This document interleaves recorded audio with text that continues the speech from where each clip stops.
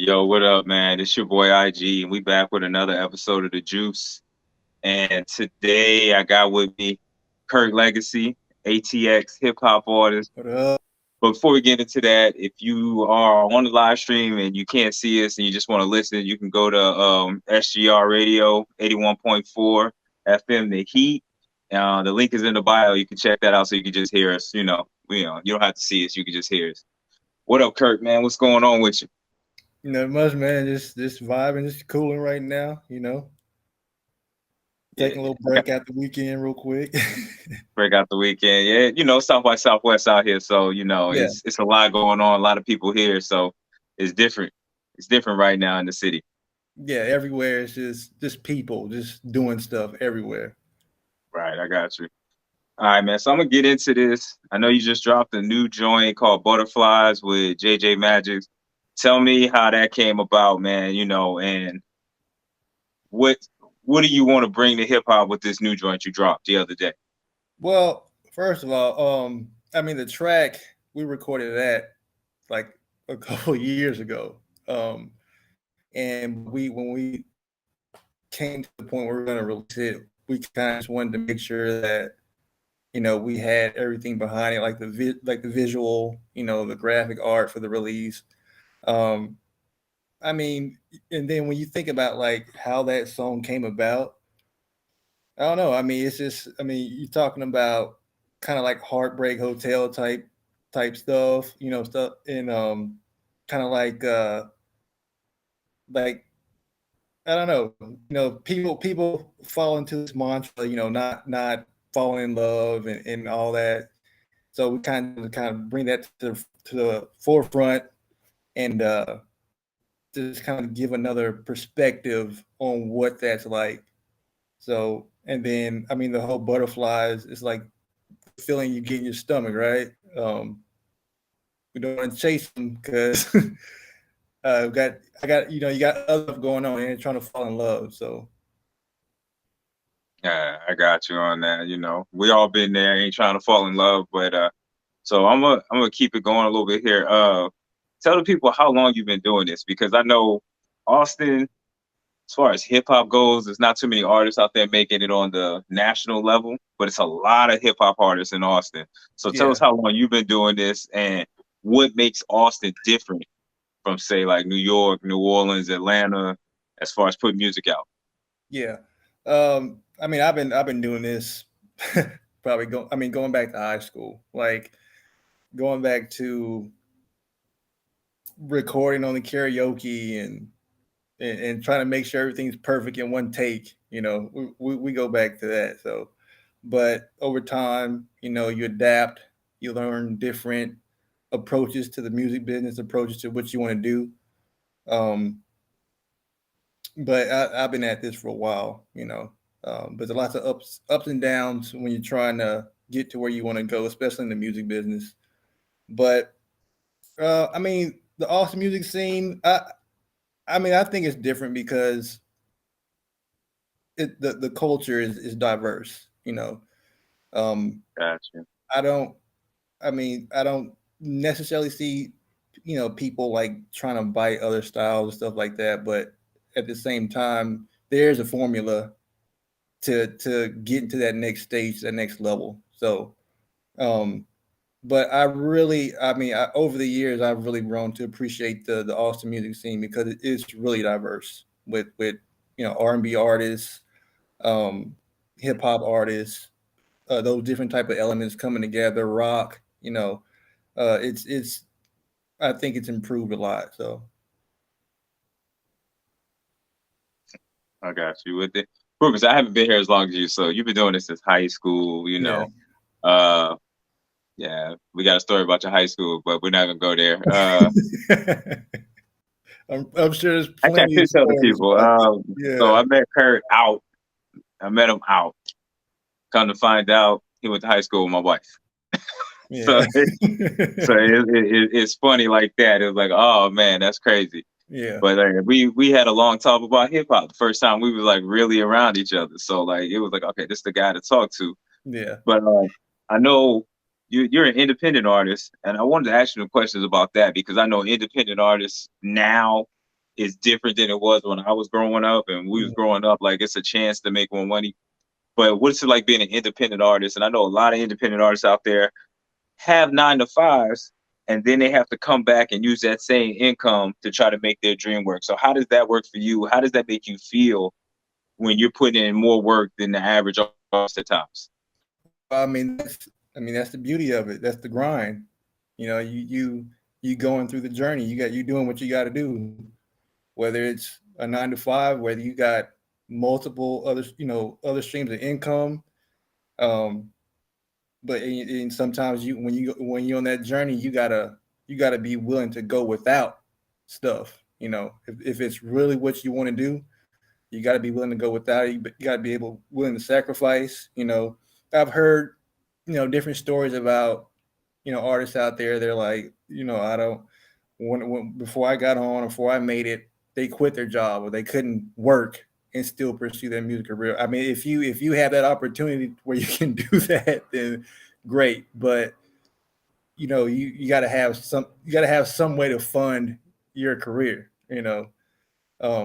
But it could be difficult, uh, because everybody has bills, and but you got to know how to budget, know when to make the right smart decisions, where to spend your money at, promotion, advertising, stuff like that. But it's a grind, it's a journey, but that's the beauty of it all, going through that whole deal. I definitely got you on that. And I understand. Um, and you talked about funding your career. Now, I know now there's different avenues, the way of funding your career besides that is still involved with the industry of music. Are you using any of those other avenues like promotional type stuff on Instagram for certain people, specs and things of that nature to fund it? Well, yeah, we have like there's certain type of, I guess, like, I don't want to call it like fundraiser, but there's ways we put like together like small events, and we kind of, if there's a fee to participate, then we'll collect off that. Or um, another thing that I was doing like a couple of years ago, I would get paid to model different attire. Got you. It's just you just finding any other way to bring in extra income, because you want to make sure when it comes to your music, if you make a decision to do this or do that, you want to make sure you have the money to do it the right way. You don't want something to turn out like not the way you expected it because you didn't have enough funds to make it go all the way like you wanted to, or to put in the full production or something. But I mean, I don't really do like GoFundMe's or nothing like that. I just we kind of got like our own other avenues that we use to collect money, and to put funds together and kind of make decisions based off on what our budget is during that time. So I got you. I got you. And I listened to you talk, and you kept saying we. So it's more of a collective of you guys. It's not like a competition between one another. Y'all are working together to fund this. So how does that work with everybody working together? Because like a lot of times in hip hop, it's always a competition. So let me yeah, know how that works. well, I mean, if you get with a team that of like-minded people, then you're lucky. It's a blessing because y'all are on the same page. You got the same goals. We don't make decisions without consulting, or at least letting everybody know. It's if we're gonna do something as far as the music's concerned, whether it's we're trying to get on an event, or we want to put money somewhere to for promotion, we collectively make a decision. And it's easier when everybody's on the same page. It's not always like that, but when you get around the right people and you just know you have the pieces for that team to make this work, then you can just feel the connection, and you just focus on moving forward. That's what's up. That's definitely what's up. Because teamwork makes the dream work. That's what they tell me. So Right. yeah, but like even with that, I wanted to ask you something like as far as hip hop, you know, with hip hop right now being like the most popular genre of music in the world, besides so-called pop, which just means popular, which Yeah. is everything thrown in together at that time. Um, as a hip hop artist, and I forgot my question now, which is pretty bad, like me talking too much. But like, how do you feel like hip hop has changed as a genre over the years? Not just Austin, but like everywhere where to get to this space that it's in now. I mean, I think, to be honest with you, I think it, and you know, and everybody's gonna have their own opinion on this. But for I listen to a lot of new hip hop, a lot of old stuff I used to listen to. I don't even listen to anymore because I mean, hip hop has evolved. It's evolved to a place where you know some people may not completely understand it, or some people may just like the way it used to be. But to me, I think it's evolved to a place where it's expanded how people look at that genre of music. Because you can nowadays you can make a hip hop song just about anything, you know, or you can create it. You don't even have to go to the studio to record anymore, you know, stuff like that. Um, I think it's a lot wider range now as far as people deciding to pursue um, hip hop or pursue music. I think it's open to where hip hop is now. I think it's opened a lot of doors for other people to kind of just be themselves in their music as well. I mean, to me, that's why there's millions of artists. You know, I always see on Spotify, you know, there's at least 100,000, 200,000, 300,000 songs getting uploaded every day on Spotify just from different artists. But I think it's in a good place. You know, I don't listen to everybody, but I think it's in a good place as far as where it's evolved to from where it used to be. Okay, I got you there. It's definitely grown. And you said you don't listen to everybody. So who specifically do you listen to? Is it somebody that Uh, in hip hop that is your influence, like old, new? Who do you specifically listen to? I listen to a lot of different people. I mean, if I hop in the car right now and put on my Spotify playlist, there's probably gonna be like some Thousand Band Fanny. There's probably gonna be some Chavo, Future, of course, um, some Drake on there. Um, who else? Who else we jamming? There's Destroy Lonely. You know, who else? I mean, it's a lot of different people, man. Yeah, it's just I just kind of browse and I you know I find a lot of the new stuff interesting and I kind of just follow that artist, you know, kind of see where they're at with their music and kind of just tag on from there. But it's yeah, it's a lot. It's a lot of different artists I listen to. More specifically, a song. If the song jam, then I'm a jam. So I got you. I got you. Well, who your influences, man? Who's the person like you heard them spit and you was like, yo, I want to do what he does. um, I would have to say if we go old school, I would have to say it was Outkast. Okay. Um, I used to listen to a lot of Slim Thug. That used to be like my idol. I used to listen to a lot of Zero. You know, if we go back then. Nowadays, I mean, I listen to a thousand.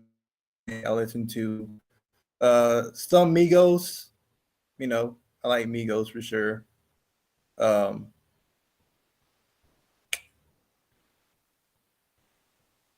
oh yeah, I'm always jamming Future. I don't know. That's a dude right there. So I got um, you, man. I do jam. You know, a lot of Drake. You know, just depending on what it is, what album it is. I I got you. Like I see, like because that would be like I'm listening to you. Like if I asked who was your top five, I see most of them would probably be definitely from the South. Yeah, yeah, Yeah, but you're from Texas, so like when you said Zero, automatically I'm like Slim Thug. That's who yeah, people in Texas listen to when yeah. because Texas had its own hip hop culture compared to Oh, other places. So I get that totally, man. yeah. Yeah. So what are the bullets you got in the gun right now? You dropping anything, besides butterflies in the near future, new albums? I see you've been dropping albums because I was listening to Neon Summer the other Oh day and was like, yeah, hey, this is actually kind of dope. yeah. So what else you got? What other bullets you got in the gun, man? Well, first off, appreciate. Thanks for listening. Well, we got a lot. You know, we are building this LPI Records kind of ground base for what we're about to be doing, but there's going to be videos, there's going to be drops. I know a couple of our other artists are dropping EPs. I know JJ just dropped the Volume 2 sessions on his whole little R&B thing. He kills it. It's like 3 tracks, but he just kills it. It's ridiculous. Um, I'm actually aiming to drop like a small EP sometime before December.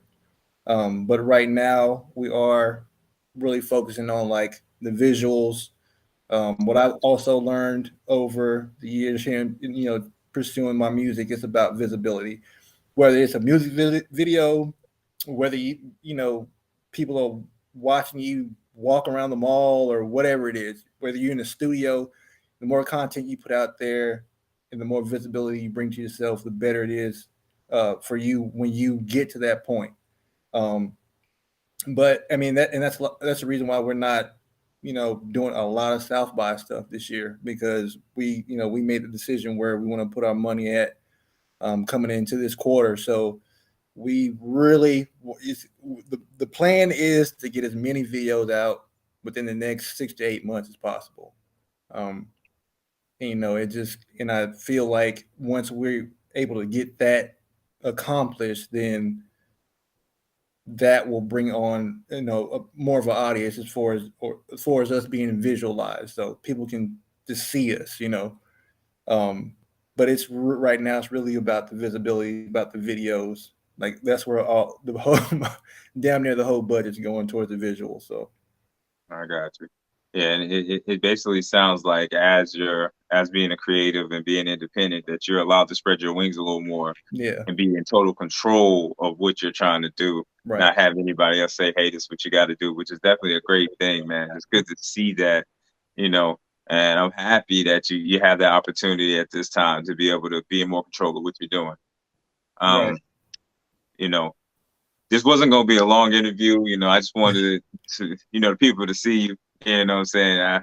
Happy you came through. Oh yeah, for sure. Uh, Appreciate you inviting me. I'm Yeah, giving you props, man. I did have a question. I listen because I listen to a lot of stuff before I interview people by yeah. them. Y'all really got a lot of clubs about strippers, man. I mean, a lot of Oh, songs about strippers, man. Hey, okay. So I mean, there's many stories, bro. Like, yeah, yeah. And with me and with me still being like the single one at all, it's yeah.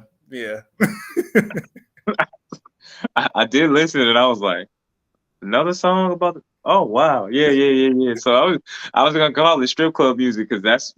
Yeah, that's funny you say that, because I think I've heard like maybe 2 other people say that about our music. Like in all these years, maybe 2 other people have caught that little thing. That's funny. Hey, if you found the lane, man, you ain't no reason to swerve out of it. Yeah, yeah. Yeah, It's a cool lane. It's I mean, it's just you make the music like from I don't know. That's what we did, and that's what some of us we that's how it was. I got you. So you was living that life, so I understand. I understand totally. I understand. Yeah. So that's where you was at. I get it. Yeah. As far as that, man, I'm gonna let you get out of here because I know you got things to do. It is South by. You probably want to get out and see some things tonight Yeah. on Saturday. Yeah. It's gonna be crazy everywhere, man. Yeah, I got you. Hey, man, I appreciate you coming through, man, taking the time, to just come through and let us talk.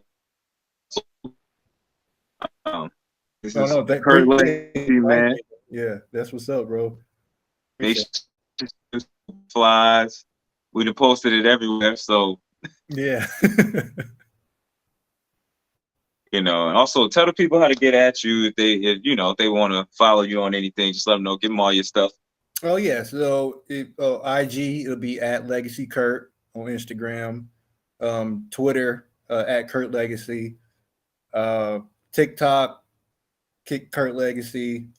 Um, Setting up the website right now for LPI Records, so we'll have that available soon. Probably later on in April, we'll have the actual website where everything will be just centered on the website. So you'll be able to contact me, our engineers, our producers, our other artists. Everything will be like centralized on that website. So that's still to come. But main contact will be IG at Legacy Curt. Hit me up. All right, man. Y'all hit my man up. Thank y'all for listening. It's another episode of The Juice.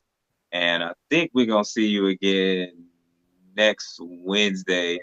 Uh Not sure. Wednesday or Saturday, but make sure y'all tune in. We'll let you know, man. Thanks for Okay. coming through again, Curt. Yeah, appreciate you. All right, man.